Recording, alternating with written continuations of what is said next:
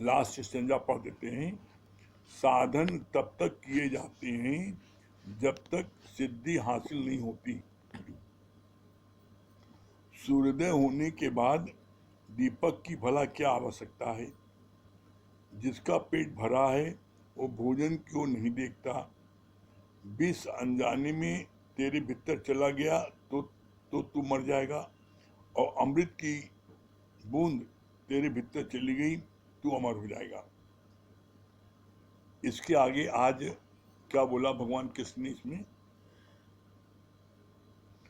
एक बूंद ब्रह्म ज्ञान की मस्त करे दिन रैन।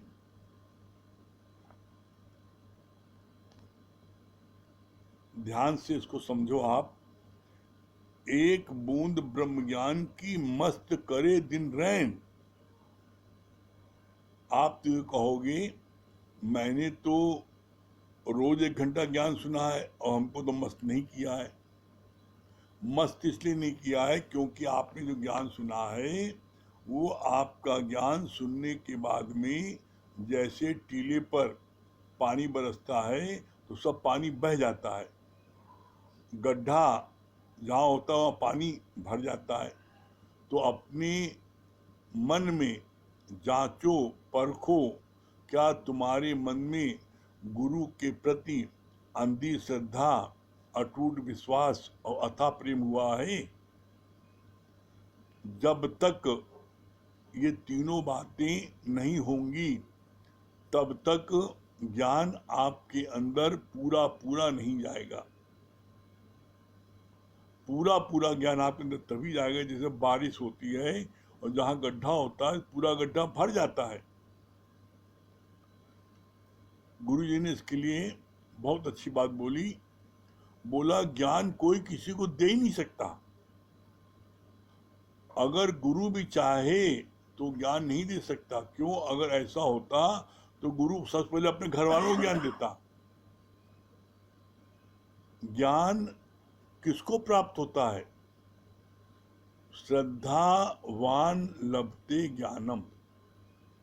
जिसके अंदर में अंधी श्रद्धा होती है ज्ञान उसको प्राप्त होता है, क्योंकि तुम्हारी श्रद्धा ज्ञान सुनती है, आप नहीं सुनते। और जिसके अंदर श्रद्धा नहीं होती, अंधी, उसके अंदर में ज्ञान जाता नहीं पूरा पूरा। अगर आपके अंदर में थोड़ी सी भी श्रद्धा है तो क्या बोला? ब्रह्म ज्ञान की एक बूंद मस्त करे दिन रात। एक बूंद भी अगर आपके अंदर चली गई तो जैसे एक बूंद आपके अंदर चला जाए अमृत का तो आप अमर हो गए, और एक बूंद जहर की चली जाए तो मर जाओगे। इसी तरीके से एक बूंद ब्रह्म ज्ञान की चली जाए तो आपको दिन रात मस्त रखेगी। क्यों मस्त रखेगी? एक बूंद ब्रह्म ज्ञान की क्या है? मैं ब्रह्म हूं। जब आप ब्रह्म हो तो क्या दुनिया के कोई भी दुख कष्ट आपको लगेगा? तो दुख कष्ट अपमान किसको लगता है? ये तुम्हारे देह को लगता है। तुम देह हो ही नहीं। गुरु जी पहले दिन बोलते हैं तू देह नहीं तू आत्मा है। इसके लिए वो बार बार कितनी बार कहा गया है? इसके लिए मैं ब्रह्म हूं, मैं ब्रह्म हूं सबसे बड़ा जाप है, और मैं देह हूं, मैं देह हूं सबसे बड़ा पाप है। अपने को देह मानना ही सबसे बड़ा पाप है। आप अपने को देह मानते क्यों? कभी इस पर विचार किया? आप एक्चुअल कारण क्या है उसकी खोज नहीं करते। इसीलिए जो अच्छे डॉक्टर होते हैं पहले वो मर्ज ढूंढते, इसको मर्ज क्या है, तब उसकी दवा देते हैं। तो उसी तरीके से आप पहले कारण ही ढूंढते कि आप अपनी देह क्यों मानते हो। इस पर चिंतन मनन किया? देह आप अपने को इसलिए मानते हो कि आप देह अध्यासियों के साथ में 24 घंटे रहते हो। वही मेरा बेटा, वही मेरी बेटी, वही मेरा पति, वही मेरी पत्नी। जो दिन भर आपको संबोधन करते हैं, पापा मम्मी, बेटे को आप संबोधन करते हो, तो जब आप दिन भर पापा बने हो, दिन भर मम्मी बने हो, दिन भर देह में आप विचरण कर रहे हो, तो आप अपने को आत्मा कैसे मान सकते हो? गुरु जी ने स्पष्ट शब्द में बोला, जितनी देर आप माया में समय बिताते हो उतनी आपके अंदर में कमजोरी आती जाती है, और जितना आप सत्संग में समय बिताते हो, गुरु के पास समय बिताते हो, गुरु धाम जाते हो, गुरु के संपर्क में आते हो, उतनी आपको ताकत आती जाती है। कैसे? इसका बहुत अच्छा प्रमाण दिया। कहा जैसे जब बत्ती चली जाती है तो आपका इन्वर्टर तुरंत ऑन हो जाता है, और आपको जो है क्या है, बत्ती जगह वो इन्वर्टर काम कर रहा है। लेकिन इन्वर्टर कब तक काम करता है? 4 घंटे, 6 घंटे, 8 घंटे। उसके बाद में इन्वर्टर की पावर समाप्त हो जाती है, और जब इन्वर्टर की पावर समाप्त हो जाती है तो आपकी बत्ती बुझ जाती है। वही हाल आपका होता है। फिर आप इन्वर्टर को चार्ज करते हो। जब आप बत्ती में कनेक्शन में उसको लगाते हो इन्वर्टर, तब चार्ज होता है। तो एकदम सेम चीज यहाँ पर है। जब यहाँ जितनी देर आप गुरु के पास रहते हो, सत्संग में रहते हो, उतनी देर आपके शरीर की जो इन्वर्टर का वो है वो चार्ज होता रहता है, ताकत आती रहती है। और फिर इसके बाद में आप माया में जाते हो, आपकी वो ताकत खर्च होती रहती है। गड़बड़ा जाता मामला कहाँ? जहां पर जो व्यक्ति माया में ज्यादा देर गया और गुरु के संपर्क में कम रहा, सत्संग के संपर्क में कम रहा, तो उसका इन्वर्टर की चार्ज कम होता जाता है। तो इसलिए जब आप चेक करो, जब आप गुरु के पास रहते हो, सत्संग में रहते हो, तो उस समय आपके अंदर विचार कौन चलते हैं, कौन सी बात चलती है?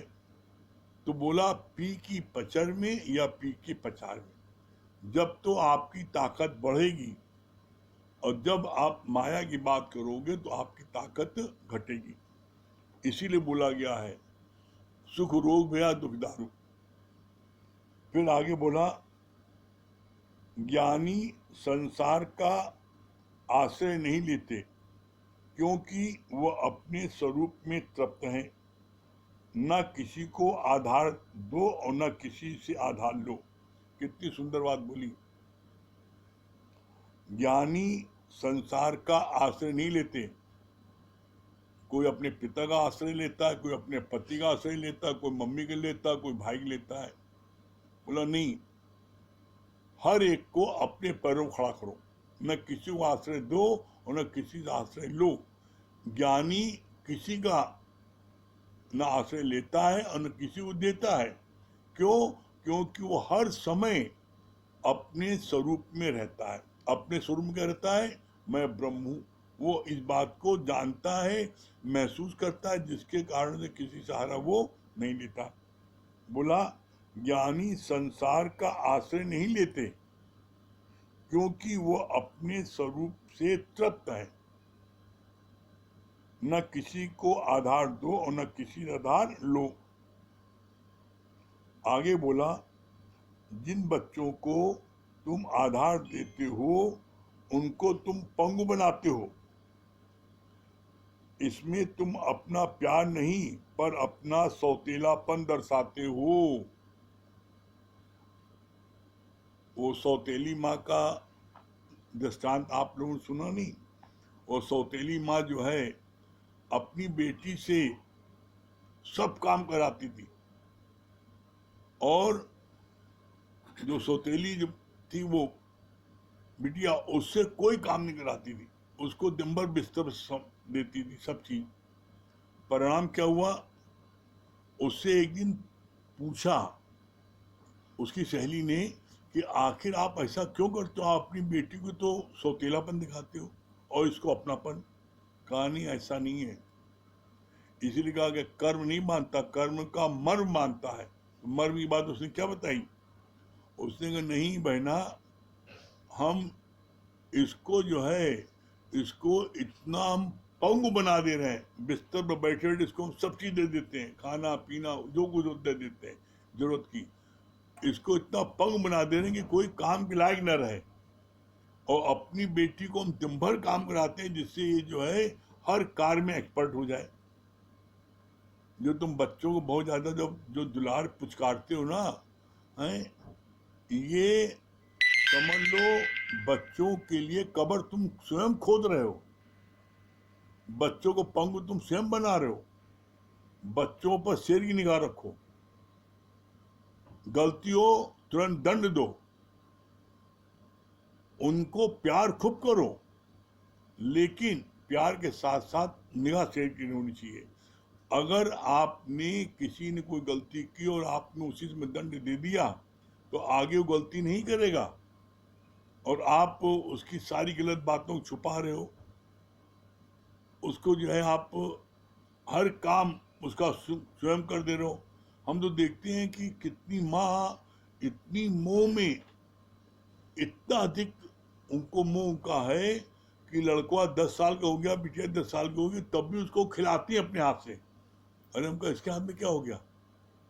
कह नहीं, हम अपने हाथ से खिलाते हैं हम ज्यादा। तुम उनको पंग बना रहे हो। गुरुजी बोलते थे कि हर काम करना जानो। किसी लड़की ने गुरुजी से शिकायत किया, कहा अकेले जाते हैं डर लगता है। कहा डर लगता है तो आज से जो है साड़ी और ब्लाउज पहनना बंद कर दो और पेंट कमीज पहना करो, लड़का बन के जाओ। लेकिन अपने आप जाके रिजर्वेशन कराओ, अपने आप जा अपने सारे काम करो, फॉर्म भरो, ऑफिस जाओ, सब काम स्वयं करो, किसी का आसरा नहीं लो।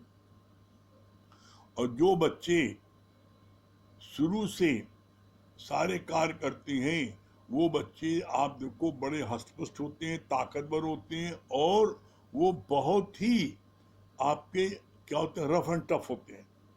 आप देख लो, प्रैक्टिकल आप अपने घर में देख लो। आप अपने बच्चों से जरा सा कह दो घर में झाड़ू लगा दो, बर्तन मान दो, पोछा लगा दो, वो जो है कोई नहीं कर पाएगा। और वही जो मेहरी के बच्चे हैं, उनकी लड़की है, उनके बच्चे हैं, वो बर्तन साथ में जाते हैं, कमरा भी धोते हैं, बटोरते हैं, सारा काम कर लेते हैं 10 साल की अवस्था में। उनके बच्चे कैसे कर लेते हैं? क्योंकि उन्होंने शुरू से मेहनत करने की आदत डाली, और आपने अपने बच्चे को शुरू से बिस्तर बैठा सब काम जो है खुद किया, उससे कुछ नहीं कराया। परिणाम क्या होता है? यही लड़कियां जब ससुराल जाती हैं और पता लगता है वहां कुछ काम नहीं कर पा रही हैं, तो फिर उनके लिए जो है मुसीबत हो जाती है। तो ऐसे में बोला कि जितना तुम बच्चों से काम कराओगे, जितना उनसे मेहनत कराओगे, उतने वो रफ एंड टफ होंगे। और जब जो व्यक्ति रफ एंड टफ होता है तो जल्दी उसको कोई बीमारी नहीं पकड़ती, और जो नाजुक होते हैं बीमारी उनको पकड़ती है। कैसे? इसका बहुत अच्छा गुरु ने उदाहरण बताया। कहा कि 2 बहनें थी, और दोनों बहनें जो है क्या हुआ, वो एक एक रानी के पास गई और एक मजदूर के पास गई दोनों। कहा कि बहन तुम कैसे हो? कहा हम जो है बीमारी इसको लेके आए, लेकिन इतना पसीना बहाती है बार बार बह जाते हैं, रुक नहीं पाते। कहे हम बड़ी मजे में हैं, रानी को आए दिम्बर पट्टी, दिम्बर जो है खातेदारी और खूब सिर दबा रहे, पट्टी रख रहे हैं, हमारा खूब बढ़िया स्थान है। तो उनको बीमारी महीनों पकड़ ली, और जो मजदूर थे उसको एक दिन ही बीमारी चल पाई। तो जब आप पसीना बहाओगे, मेहनत करोगे, तो बीमारी आपको छू नहीं पाएगी। और जब आप जितना आप शरीर को आराम दोगे, उतनी बीमारी आपको आके घेरेगी। क्यों? क्योंकि आपके अंदर में रेजिस्टेंस पावर नहीं है। जिसके अंदर में जितनी अधिक रेजिस्टेंस पावर होती है वो उतना हष्ट पुष्ट रहता है, बीमार नहीं पड़ता है। फिर आगे बोला, जिन बच्चों को तुम आधार देते हो उनको तुम पंग बनाते हो, इसमें तुम अपना प्यार नहीं पर सौतीलापन दर्शाते हो। दुनिया के आधार हैं हिलते हुए तख्ते की तरह, अपने सेल्फ का आधार ढूंढो, अपना मनोरंजन अपने में ही ढूंढो। कितनी सुंदर बात बोली है। दुनिया के आधार है हिलते हुए तख्ते की तरह। किसी का भी आधार लोगे, वो आधार कब छूट जाए, कब चला जाए नहीं पता। जब आप स्वयं हर काम को स्वयं कर लोगे तो आपको किसी का आधार नहीं लेना पड़ेगा, किसी का मोहताज नहीं बनना पड़ेगा। और आगे क्या बोला, अपना मनोरंजन अपने में ही ढूंढो, मतलब अपना आनंद अपने में ढूंढो। कैसे? और सत्यता यही है, तुम्हारा आनंद तुम्हारे ही अंदर है और तुम ढूंढते हो बाहर। कैसे? जैसे बहुत अच्छा दृष्टांत बोला, जैसे हिरन, हिरन जो है उसको नाभि में उसके सुगंध आती है और वो खूब दौड़ता है कि सुगंध कहाँ से आ रही है। और दौड़ते दौड़ते जब वो थक हार के चूर हो जाता है और तब वो जब बैठता है और अपना जो है अपना मुंह अपने अपने पेट पास ले आता है, तब उसको वहां से सुगंध मिलती है। इसी तरीके से तुम्हारे अंदर ही परमात्मा है, तुम स्वयं परमात्मा हो और तुम बाहर ढूंढ रहे हो। बाहर है ही नहीं तो मिलेगा कहाँ। इसीलिए बहुत अच्छी बात बोली गुरुजी ने, पाया कहे तो मस्खरा और खोया कहे तो झूठ, और पाया खोया कुछ नहीं जो का त्यों भरपूर। मतलब क्या हुआ? पाया कहे तो मस्खरा, अगर तुम ये कहो मैंने भगवान को पा लिया है तो मस्खरी कर रहा है, और कहो खो गया है तो ये झूठ है। न पाया न खोया जो का त्यों भरपूर। कैसे? जैसे ये ओम का लॉकेट है, अब ये ओम का लॉकेट सोते समय ये ऐसे पीछे चला गया, अब नींद खुली, अब हम देख रहे हैं अरे हमारा लॉकेट कहाँ गया, हम चिल्ला रहे हैं लॉकेट कहाँ गया, लॉकेट कहाँ गया। हम इस बात को बार बार चिल्ला रहे हैं कि लॉकेट कहाँ गया, तो क्या है, ये लॉकेट का खो गया? खोया नहीं, ये लॉकेट पीछे चला गया। बच्चे ने आके कहा, आकर के कहा ये है तो लॉकेट, आया और आके घुमा करके आपको आगे दिखा दिया। अब आप बताओ क्या ये लॉकेट खोया था? खोया नहीं था। अब हम लॉकेट पा गए, ये झूठ है ना। तो खोया पाया कुछ नहीं जो का त्यों भरपूर। ठीक इसी तरीके से आप स्वयं परमात्मा हो, आप अपने को भूल बैठे हो। क्यों भूल बैठे हो? क्योंकि आप सामने देख रहे हो, हाय मेरा बेटा, हाय मेरी बेटी, हाय मेरी पत्नी। तुम सामने देख रहे हो तो तुम्हें दिखाई पड़ रहा है। तुमने गुरु का संग कितनी देर किया? जब आप गुरु का संग करोगे तो आपको क्या होगा? फिर आपको वो परमात्मा दिखने लगेगा। कैसे दिखने लगेगा? इसका साफ साफ जब गुरु जी ने एकदम प्रैक्टिकल करके दिखाया है। बोला, कोई बोलता है कि गुरु जी हमें भगवान दिखाइए। अरे भाई भगवान कहाँ से दिखाएं आप बताओ? आप भगवान की क्या परिभाषा बोलते हो? गीता में क्या लिखा है? जिसका न रूप न रंग न रेख, त्रिगुण से भिन्न, वो निराकार परमात्मा है। तो जो निराकार तीनों गुणों से भिन्न है, जिसका न कोई रूप है न रंग न शकल, तो उसको कहाँ दिखाएं? और जहां तक देखने की बात है तो बोला, जिस दिन आप अपनी हस्ती को मिटा दोगे, उस दिन आप ही पूर्ण परमात्मा हो जाओगे। कैसे? जब मैं था तो हरि नहीं, अब हरि है तो मैं नहीं। कितना सुंदर उदाहरण दिया। बोला जैसे बीज है,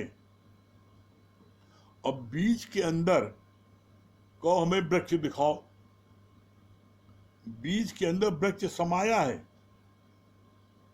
लेकिन वृक्ष प्रकट कब होगा? जब बीज धरती दाखिल होगा, अपनी हस्ती को गुम कर देगा। जैसे ही बीज अपनी हस्ती को गुम करता है, उसी स्थान पर छोटा सा पौधा निकल आता है। वही पौधा जब माली उसकी अच्छे से देख रेख करता है, समय पर खाद पानी देता है, खरपतवार काटता है, तो वही पौधा एक दिन बड़ा हो जाता है, वृक्ष बन जाता है, और तब वो वृक्ष बन के सबको छाया देता है, सबको फूल देता है, सबको फल देता है। इसी तरीके से जिस दिन आप अपने को गुम कर दोगे, मैं नहीं, तो उस दिन स्वयं भगवान आपके अंदर से प्रकट होकर के, और क्या है, फिर जैसे छाया मिलती है, फल मिलता है, फूल मिलता है, उसी तरीके से आपसे सबको आनंद मिलेगी, शांति मिलेगी, संतोष मिलेगी, प्रफुल्लता मिलेगी। आप स्वयं बोलते हो ना, हम तो नहीं कहता, आप खुद बोलते हो ना, गुरु जी आपको देख लिया, बड़ा आनंद आया, आप मेरे सपने में आए, हमको बड़ा आनंद आ रहा था। हमने तो आपसे नहीं कहा, आप बोल रहे हो ना। क्यों बोल रहे हो?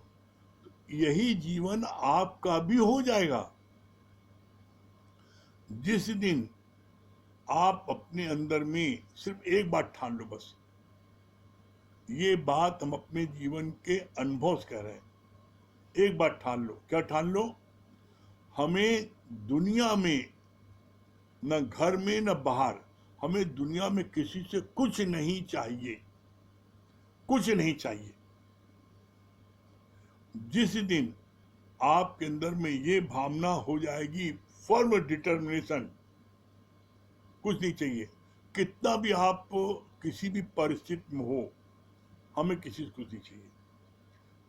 जिस दिन आपकी ये अवस्था हो जाएगी, और जब तक ये अवस्था रहेगी कुछ नहीं चाहिए, मन में भावना रहेगी, तब तक आपके अंदर से फिर वो ब्रह्म ही कार्य करेगा, आप नहीं करोगे।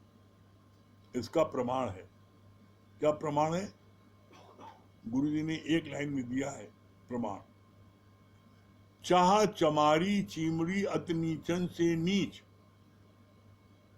चाह चमारी चीमड़ी अति नीचन से नीच, और तू तो पूर्ण ब्रह्म था, यदि चाहना होती बीच। एक चाहना तुम्हें जो है, क्या है, उस ब्रह्म पद से जीव बना देती है, और चाहना को गलत ढंग से प्राप्त करने की कोशिश करते हो तो जीव से तुम्हें हैवान बना देती है। हैवान बनाया किसने? हैवान किसने बनाया? आपकी चाहना नहीं। तो अपनी मन से बात करो कि हे चाहना डाइन, तुम ब्रह्म से जीव बना करके तुमने निर्जीव बना दिया, हैवान बना दिया, अब क्या बनाना चाहती हो? और चाहना की जितनी जितनी आप पूर्ति करोगे, उतनी आपकी चाहना बढ़ती जाएगी, और अंत वेले में यही चाहना वासना बन जाती है, और फिर आपको 84 लाख योनियों में भरमाती है। 84 लाख योनि में आप काहे भटकते हो? एक चाहना के लिए। इसलिए कल भी मैंने इस बात को कहा था, आप अंदर कोई चाहना नहीं होगी। कब नहीं होगी? आप प्रातः काल जब नींद खुले तो आप प्रार्थना करो, हे गुरुजी आपका लाख लाख शुक्राना है, आपने इतना सुंदर शरीर दिया, इस शरीर से दिन भर जो सेवा लेनी हो आप ले लेना। अब इसके बाद आपको जहां जहां आपको अंदर से प्रेरणा मिले गुरु की, आप बस वो कार्य करते जाओ। जब आपने बिस्तर पर उठने के पहले से ही अपने हृदय में कृष्ण को बैठा लिया, गुरु को हृदय में धारण कर लिया, अब जो आपके अंदर से प्रेरणा निकल रही है आप वो करते जाओ, भगवान का सब कार्य हो रहा है। तो आपकी चाहना पूरी कहाँ भई? आप अपनी कोई चाहना पूर्ति के लिए कहीं न जाओ, जहां गुरु प्रेरणा दो वहां जाओ। बस जो गुरु प्रेरणा दो वो कार्य करो, आपको अपनी कोई चाहना ही नहीं रहेगी। तो निश्चित आपको जो है फिर जो चीज प्राप्त होगी वो अनमोल है। क्या प्राप्त होगी? आनंद, शांति, संतोष, प्रफुल्लता, पॉजिटिव थिंकिंग। ये 5 ऐसी अनमोल चीज है जो आपको दुनिया में किसी प्लेटफॉर्म से, दुनिया में किसी दुकान में करोड़ रुपए देने पर नहीं प्राप्त होगी। जैसे एज एग्जाम्पल, आप 1 करोड़ रुपए लेके जाओ किसी दुकान में जाओ और जाके दुकानदार से, चाहे वो ऑर्नामेंट्स की दुकान हो चाहे बनिया की दुकान हो, आप उससे कहो भैया 1 करोड़ ले लो और हमें आनंद दे दो। तो पागल हो क्या? आनंद लेना तो किसी संत के पास जाओ, हमारे पास क्या है? हमारे पास तो सोना लेना हो, अंगूठी लेनी तो आओ। तो दुनिया के पदार्थ बाहर वाले देंगे, लेकिन आनंद जो है वो कोई दुकानदार करोड़ रुपए लेने पर भी नहीं दे सकता।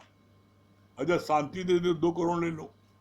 अच्छा प्रफुल्लता दे दो, पॉजिटिव थिंकिंग दे दो।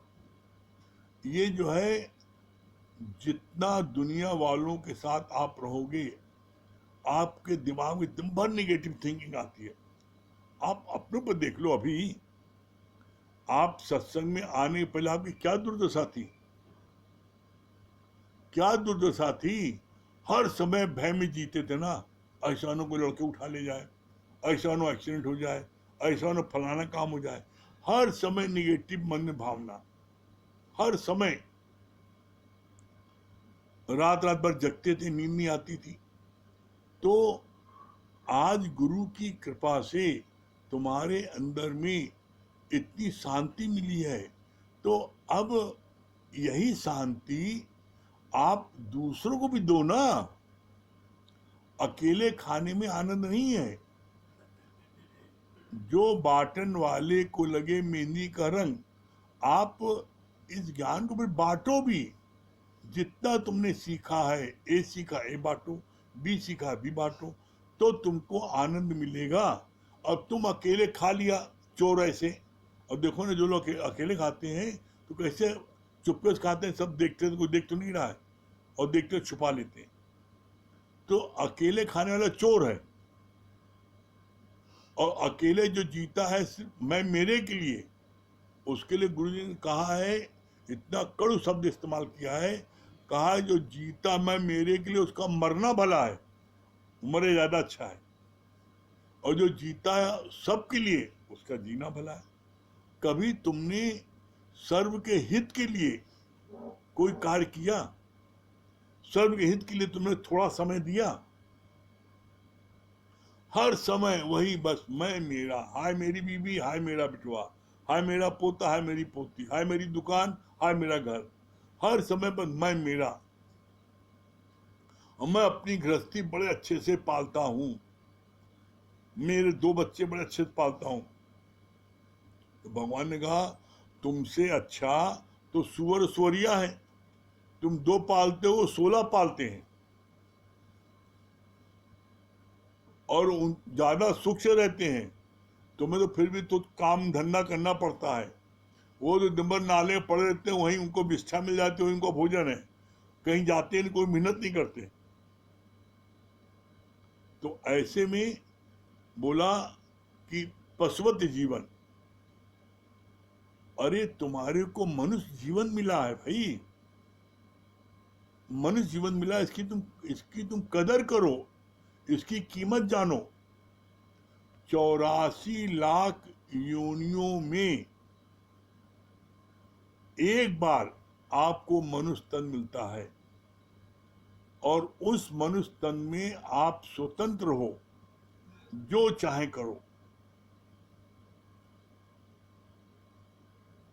बाकी 84 लाख योनि में आप अपनी मर्जी से खा भी नहीं सकते, अपनी मर्जी से पी भी नहीं सकते। क्यों? उसको बोलते हैं भोगवान योनि। कैसे? अब आपको मान लीजिए कुत्ते का जन्म मिला, बिल्ली का मिला, तोते का मिला, कुछ भी मिला जन्म, तो आप क्या है, आप मालिक के यहाँ पर रस्सी से, जंजीर से बंधे हो, पिंजरे में बंद हो। मालिक तुम्हें जब खाना देगा तब मिलेगा खाना, नहीं देगा, मालिक की तबीयत खराब है तो तुम भी भूखे रहो। मालिक एकाएक बाहर चला जाना पड़ा किसी काम से, तुम भूखे हो, प्यासे हो, तुम्हें कोई देने वाला नहीं है। गाय बैल जब उनको मालिक उनको पानी दे, चारा तो खाएंगे नहीं, बेचारे दिन भर जो है सड़क पर घूमते रहते, डंडा खाते रहते हैं, वो अपनी मर्जी से कुछ नहीं कर पाते, इसलिए कहा जाता भोगवान योनि। आप अपनी मर्जी से सब काम करते हो। आज भी मैंने किसी को बोला कि अपने वास्ते 2 घंटा नहीं दे सकते। अरे अपने वास्ते अगर आप सिर्फ 2 घंटा दे दो तो आपका मन भी स्वस्थ रहेगा और आपका तन भी स्वस्थ रहेगा। आप 1 घंटे सिर्फ जो है 1 घंटे आप सुबह जो है मॉर्निंग वॉक में जाओ, योगा करो, व्यायाम करो, 1 घंटे अपने उसमें समय दो, और 1 घंटे आप जो है सत्संग समय दो रात में। ये सिर्फ 2 घंटे आप दो, और हम गारंटी से कहते हैं कि आपका तन और मन दोनों स्वस्थ रहेगा। और जब आप स्वस्थ रहोगे तो दुनिया के सारे सुख ले सकते हो। वो सेठ जी का दृष्टांत हनुमान जी का सब लोगों ने सुना है, फिर से बता दे रहे हैं, ये बड़ा सटीक यहाँ बैठता है। हनुमान जी का जो पुजारी था, रोज हनुमान जी सेवा करता था 20 साल से। एक दिन उसने देखा एक चमचमाती कार आई और उसमें से 20 अंगरक्षक रुके, बहुत सी कार में से उतरे और उस सेठ जी के पीछे लग गए। उस पुजारी ने देखा कि एक आदमी उतरा है और 20 अंगरक्षक उसके बंदूक लिए उसको पहरा दे रहे हैं। तो उसको बड़ा आनंद आया कि वाह क्या जीवन इसका, इतना रंग पानी है। तो बड़ा दुखी हो गया। अपने से आदमी बड़ा खुश है, लेकिन जब दूसरों को देखता है दुखी होता है। तो कहा हे बजरंग बली, कभी हमारे वैसे दिन आएंगे, ऐसा मेरे पीछे लोग घूमेंगे, मेरा रंग पानी होगा, हम 20 साल तुम्हारी सेवा कर रहे हैं। तो बड़ा सच्चा भगत था। तो आकाशवाणी हुई, हनुमान जी ने कहा तुम मेरे सच्चे भगत हो, इसलिए तुमको मौका दे रहे हैं कि तुम जिस चीज को देख करके इतने ललायित हो रहे हो कि ऐसा जीवन मिल जाए, उसके पास जाके मिल के आओ और उससे एक बात बस पूछ लेना कि तुम्हें कोई दुख तो नहीं ना, और वो जीवन पसंद होगा तो तुमको हम दे देंगे। बड़ा खुश हो गया, भागा भाग गया और जाके कहा कि मैं पुजारी हूँ, आप मेरे यहाँ आए थे कल, और आपके जो मैंने रुतबा देखा, अंगरक्षक देखा, तो मेरा भी बड़ा मन ललायित हुआ कि मैं आपका शिष्य बन जाऊं और आप जैसा जीवन मेरा भी हो जाए। लेकिन शिष्य बनने के पहले हमें एक बात बता दो, भैया आपको कोई दुख तो नहीं ना? लगा रोने।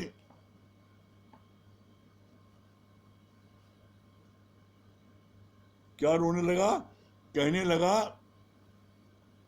कि भैया जो मेरा ये रंग पानी देख रहे हो, इतने बंदूकधारी देख रहे हो, मेरे को दिन रात हर समय मेरे ही परिचित, मेरे रिश्तेदार, मेरे को मारने के लिए तिके रहते हैं। क्यों? क्योंकि मेरे पास कोई औलाद नहीं है और अपार धन है। तो मेरे उस धन को प्राप्त करने के लिए मेरे घर से मारने लोग लगे हैं। भैया हम अपनी जान की रक्षा के लिए इतने लोगों को रखा है। बड़ा खुश हुआ, ये बजरंगबली अच्छा बचा लिया। लेकिन बड़ी मजे की बात है, आदमी एक स्थान से बचता है और फिर दूसरे स्थान से फिर फंस जाता है। और उस सेठ जी ने ये तो कह दिया और फिर आगे एक फिर झुंझुना पकड़ा दिया। क्या बोला? कहा हमरी तो कोई औलाद नहीं ना, लेकिन हमारे एक मित्र हैं, उनके 4 बेटे हैं और उनके पास हमारी तरह धन दौलत भी है। तो कहा भैया उनका एड्रेस वहां मिल ले, उनसे उन्हीं चेले बन जाए। वहां भाग के गया और उनसे कहा भैया आपके मित्र ने भेजा है, आप अपना शिष्य बना लो। उनको कोई औलाद नहीं है, अपार धन है, आपका 4 औलाद है, भैया हमारा जीवन भी आप तरह हो जाए। लेकिन एक बात बता दो पहले। क्या बात? आपको कोई दुख तो नहीं ना? लगा रोने जोर जोर से। कहा दुख? अरे कहा हमसे ज्यादा दुखी कोई संसार में नहीं ना। कहा बाबू का दुख हुआ? कहा 4 औलाद जो है ना, चारों रात को शराब पी के आते हैं और रात भर सुसर लौटते हैं और हमें सोने नहीं देते और कहते हैं बुढ़वा तुम मर जाओ, पहले पैसा हम सबको दे दो। और रात भर गाली गलौज करते हैं। औलाद न होती तो ज्यादा अच्छा था। बड़ा दुखी हुआ। बजरंगबली का भैया बजरंगबली आपने बचा लिया, बड़ी कृपा किया। लेकिन फिर बताए नहीं, फिर आदमी एक से छूटता दूसरी का फिर अटक जाता है।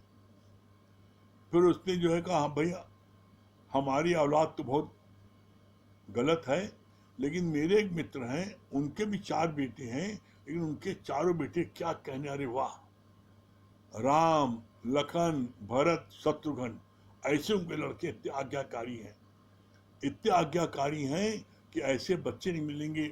और ऐसे बच्चे जैसे राम लखन भरत शत्रुघ्न हैं, ऐसे उनके बच्चे आज्ञाकारी हैं और अपार धन उनका। वो या उनके जाके बात कर लो।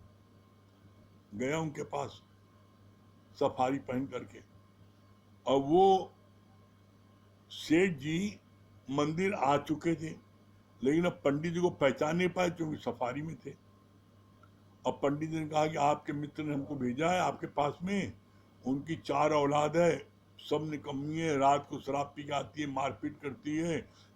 आपकी 4 औलाद है और चारों राम लखन भरत शत्रुघ्न है और आप अपार धन है।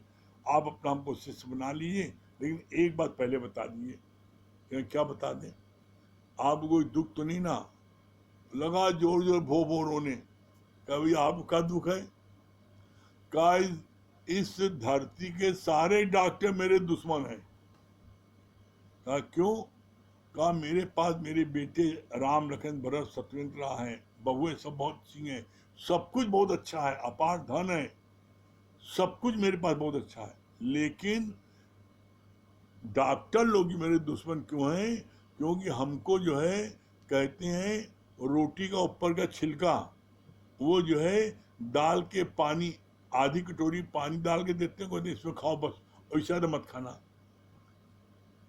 कोई चीज नहीं खा सकते हम, है मेरा सब कुछ, लेकिन मैं खा नहीं सकता।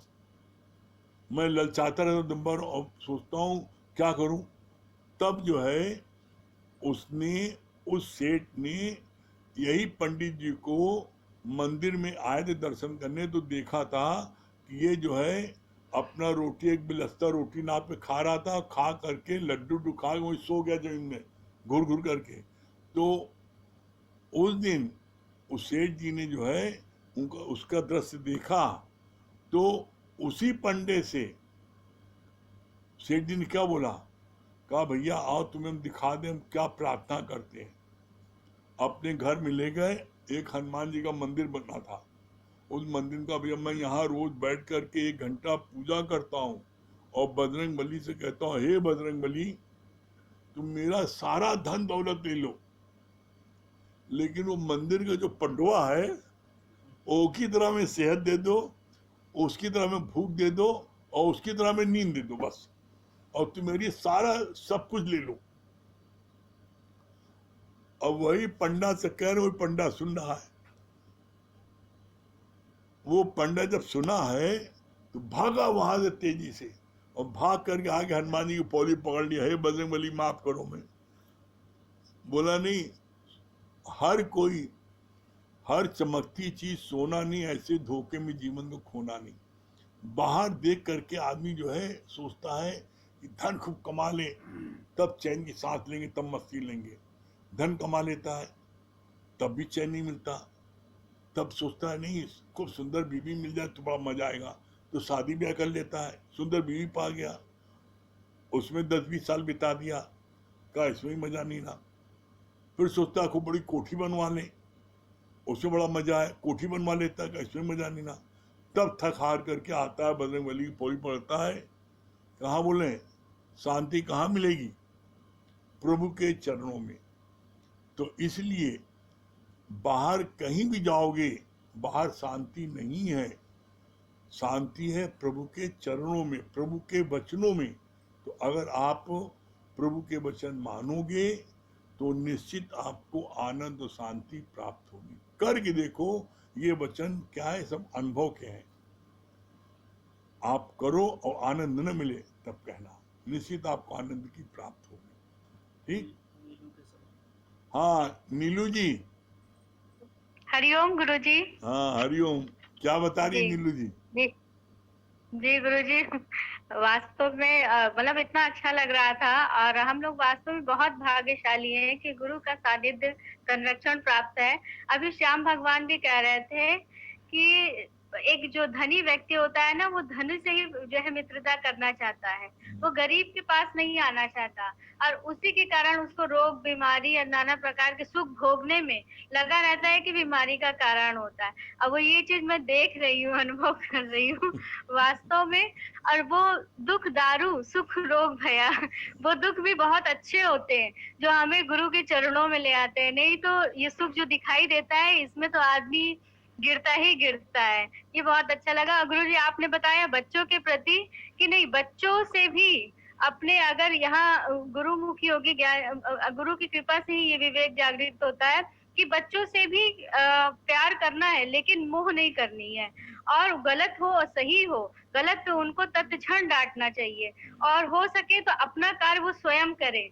इसके बारे में जो है हमेशा प्रेरित करना चाहिए। बहुत अच्छा लगा गुरु जी, एक चलिए एक वाणी अमृत वचन है। जी गुरु जी। चलिए भजन सुना दिए। जी गुरु जी। गुरु ब्रह्मा गुरु विष्णु गुरुदेवो महेश्वरा, गुरु साक्षात् परब्रह्म, तस्मै श्री गुरुदेवो नमः। श्री कृष्ण गोविंद हरि मुरारी, हे नाथ नारायण वासुदेवा। श्री कृष्ण गोविंद हरि मुरारी, हे नाथ नारायण वासुदेवा।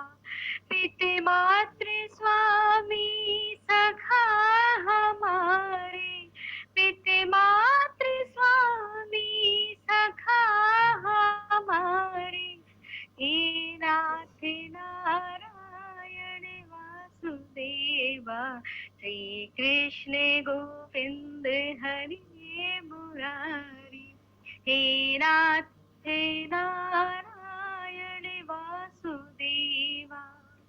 हर श्वास में तेरी याद होवे, हर याद में तेरी बात होवे, हर श्वास में तेरी याद होवे, हर याद में तेरी बात होवे, हर बात में तेरा ध्यान होवे, हर बात में तेरा ध्यान होवे, हे नाथ नारायण वासुदेवा।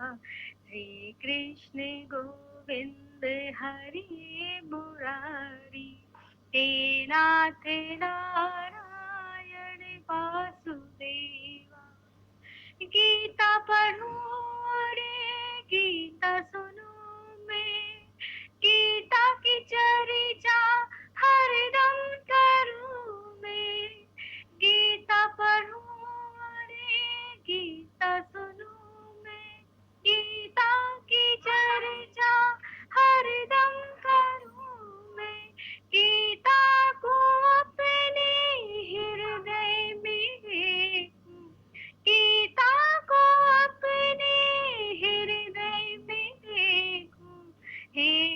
नाथ नारायण वासुदेवा, श्री कृष्ण गोविंद हरे मुरारी, हे नाथ नारायण वासुदेवा। हाथों से सबकी सेवा करूं मैं, पैरों से चल कर मैं सत्संग में आऊं। हाथों से सबकी सेवा करूं मैं, पैरों से चल कर मैं सत्संग में आऊं।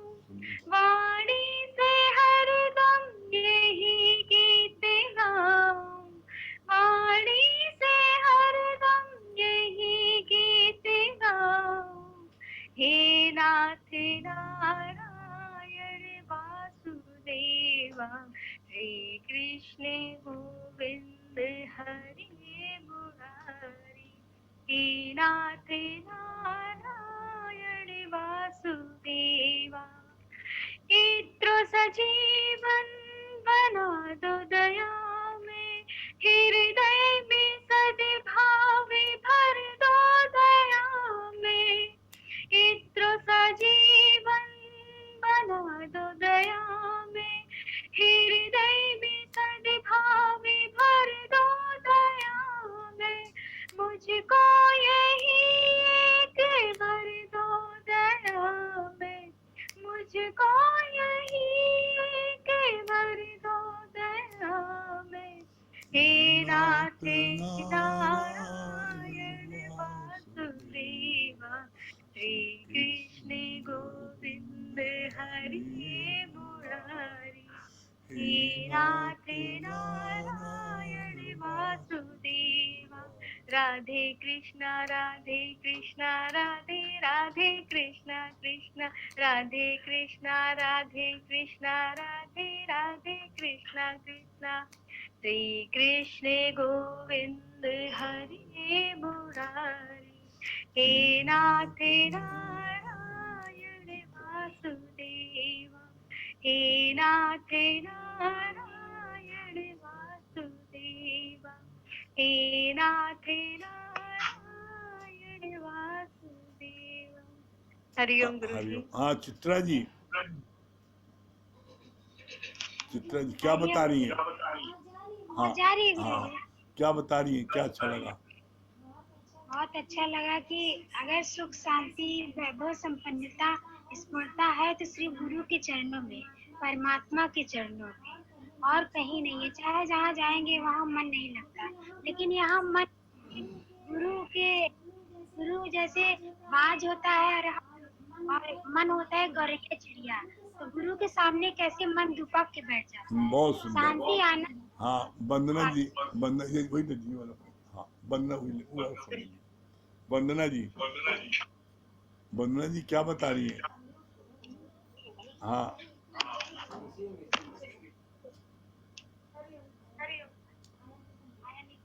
उसी फोन के ले लियो, वो उससे मिला है। हाँ ठीक, हरिओम। आवाज आ रही है? आ रही है। जी। दो तीन पॉइंट्स आपने जो बोले वो बहुत ही अच्छे लगे कि सत्संग में हमें क्यों आना चाहिए। जैसे कि एक ये हमारे लिए एक सेफ्टी शील्ड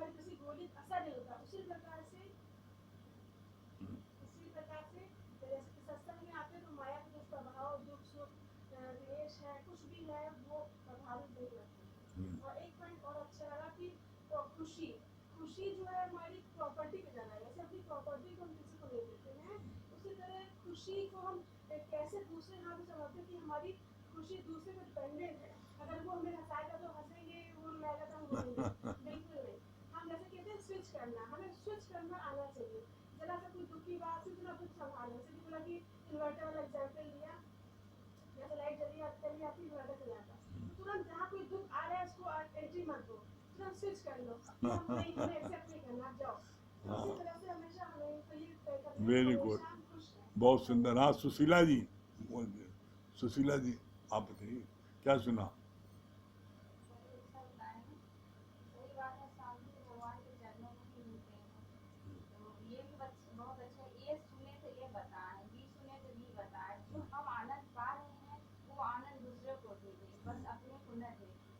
जो गुरु हमें दिया है, जितना गुरु का आज प्रशंसा हो रही है, आज हम लोग को देख करके गुरु को इतना मन सही बात, आज हम सो रहे थे, दिन में सपना देख रहे थे तो हमें याद भी आ रही, इतनी देख रहे थे, जिस समय नींद खुल जाती है इसमें गुस्सा भी लग रहा है, कितना अच्छा गुरु जी बतिया रहे हैं, कितना सच बात है कि सपना में भी हकीकत में भी देख के कितनी खुशी मिल जाती है।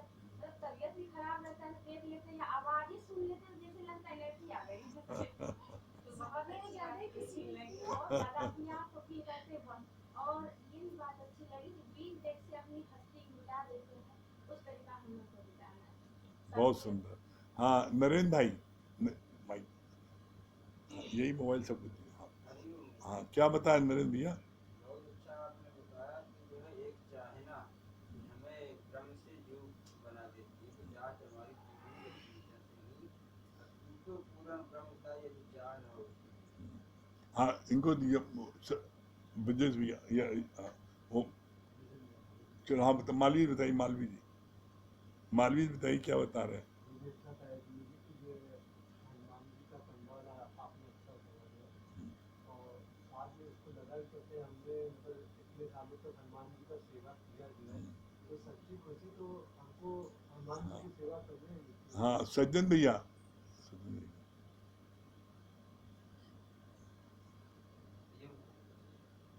अच्छा लगा ना हनुमान आप कुछ बता रहे हैं भैया? कोई चीज अच्छा लगा जो बताए, जो हर संपत्ति सोना में होते हैं सोना बहुत अच्छा लगा। हाँ अगर किसी का पॉइंट अगर ये सीखे तो ये बताता हूँ ये सीखे। हाँ वंदना जी, भजन की एक लाइन एक स्टेज सुना दीजिए, मोबाइल दीजिए। हाँ भजन का जो है एक स्टेंजा सुना दीजिए आप।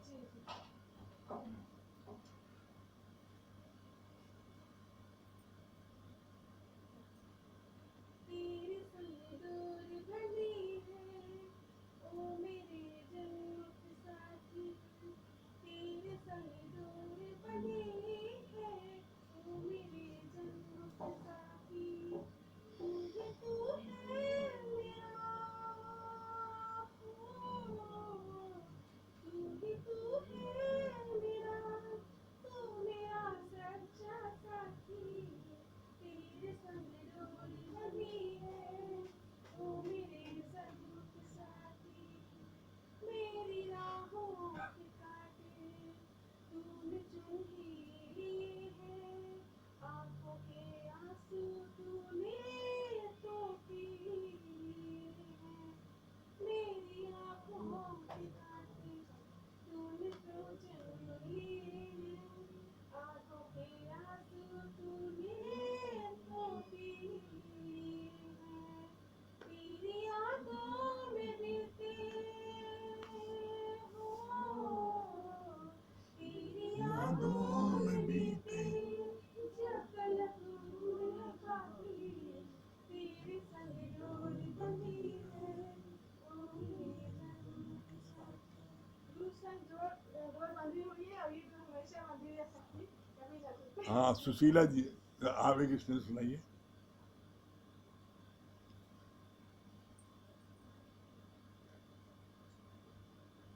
जब भी तुझे पुकारा तुमने ही दिया सहारा, जब जब भी तुम्हें पुकारा तुमने ही दिया सहारा, वो दूर नहीं है हमसे, बस याद करो इस मन से, सतगुरु तो हमारा साथी है, भक्तों का सहारा है। जब जब भी तुम्हें पुकारा तुमने ही दिया सहारा, वो दूर नहीं है हमसे, बस याद करो इस मन से, सतगुरु तो हमारा साथी है, भक्तों का सहारा है। हमसे दूर नहीं है, करता है रखवाली, हमसे दूर नहीं है, करता है रखवाली।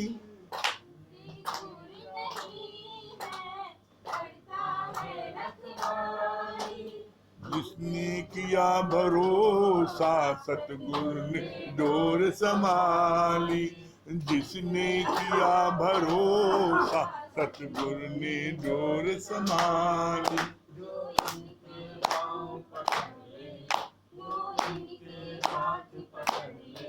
जो इनके पाँव पकड़ ले, वो इनके हाथ पकड़ ले। सतगुरु तो हमारा साथी है, भक्तों का सहारा। जब भी तुम्हें पुकारा, तुमने ही दिया सहारा, वो दूर नहीं है हमसे। बस याद करो इस मन से, सतगुरु तो हमारा साथी है, भक्तों का सहारा है, भक्तों का सहारा है। वेरी गुड, बहुत सुंदर, बहुत बढ़िया। चलिए चलिए, जो ये बंधन तो प्यार का बंधन है, जन्मों का संगम है, संगम है। चलिए ओम को जाप कर लीजिए।